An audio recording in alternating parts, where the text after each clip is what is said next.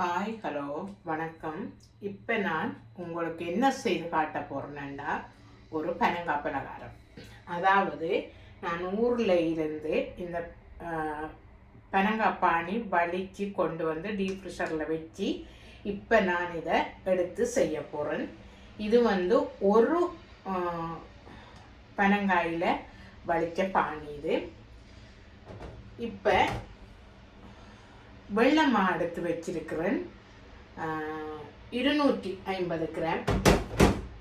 125 gram சீனி எடுத்து வச்சிருக்கிறேன். கூட தேவையானாக்கள் கூட போட்டு செய்யலாம். நான் 125 கிராம் எடுத்து வச்சிருக்கிறேன்.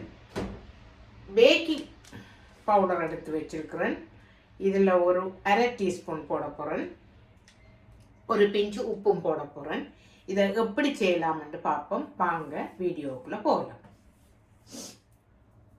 இப்போ பாருங்க, நான் இந்த மாவை இதுக்குள்ள கொட்ட போறேன். அதே நேரம் இந்த சீனியையும் இதுக்குள்ள நான் போட போறேன். இப்போ நான் இந்த பனங்காய் பானியை எடுத்து இதுக்குள்ள கொட்ட போறேன்.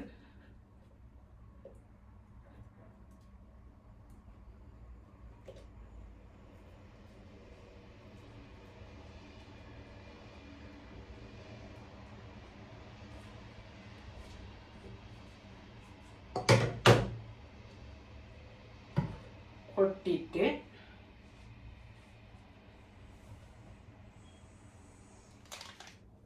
இப்ப பாருங்க, ஒரு 1/4 டீஸ்பூன் பேக்கிங் பவுடர் போடுறேன்.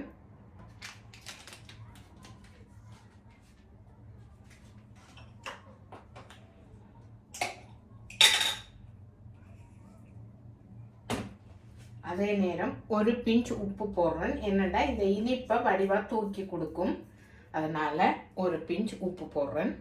உப்பு போட்டுட்டு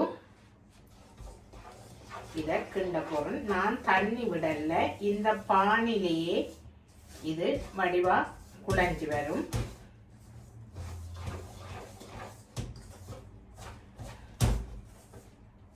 இதை குழச்சிட்டு கொஞ்ச நேரம் மூடி வைக்க போறேன்.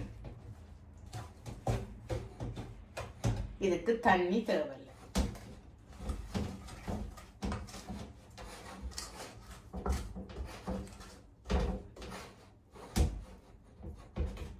இதை பாருங்க, தண்ணி விடாமலே இந்த பானியில் நான் குழைச்சி எடுத்துட்டேன். இப்போ நான் இதை கொஞ்ச நேரம் மூடி விட போகிறேன். இந்த சின்ன ஒரு குண்டால சட்டி தான் எடுத்து வச்சிருக்கிறேன். என்னென்று சொன்னால் கொஞ்சம் ஆழமாக எண்ணெய் விட்டு பொறிக்க ஈஸியாக இருக்கும். அதனால் நான் இந்த அப்ப சட்டியை தான் இதுக்கு பாவிக்க போகிறேன்.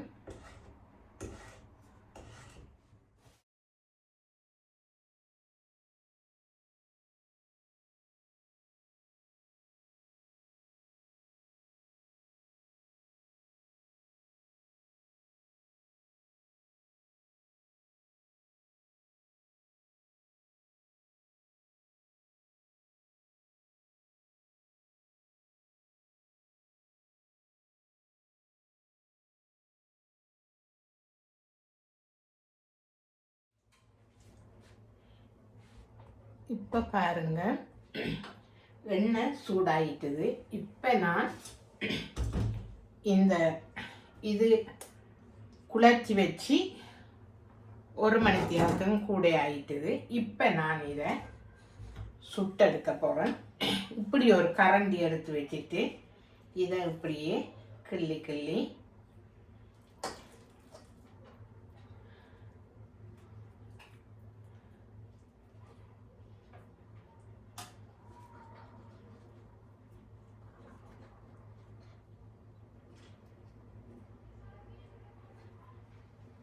இந்த சட்டிக்குள்ளே போட்டு எடுக்க போகிறேன்.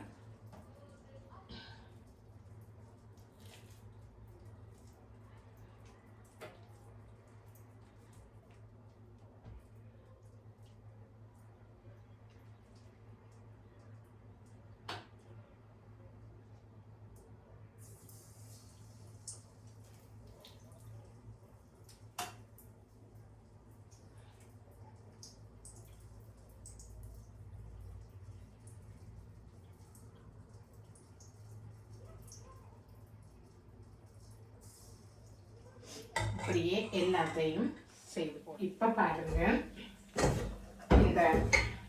இதெல்லாம் பொரிஞ்சிட்டுது. இப்போ கோல்டன் ப்ரௌனாக வந்துட்டுது.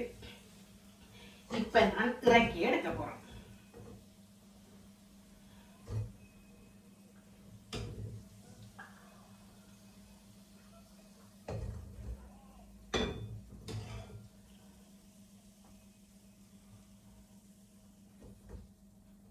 இப்போ நான் அடுத்த மிச்சத்தையும் போட்டு எடுக்க போகிறோம்.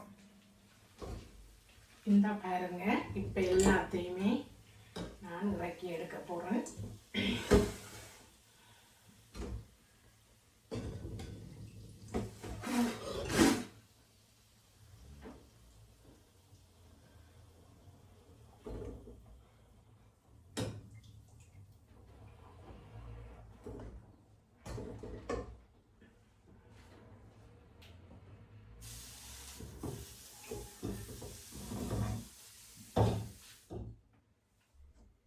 இந்த பாருங்க, செய்து இந்த சட்டி நிறைய வந்திருக்குது. இந்த செய்முறை உங்களுக்கு பிடிச்சிருந்தா லைக் பண்ணி, கமெண்ட் பண்ணி, ஷேர் பண்ணி, சப்ஸ்கிரைப் பண்ணுங்கள். சப்ஸ்கிரைப் பண்ணிட்டு பார்த்தா தான் நான் ஒரு வளர்ச்சி பாதைக்கு போக சந்தர்ப்பம் அமையும். சப்ஸ்கிரைப் பண்ணிட்டு பாருங்கள்.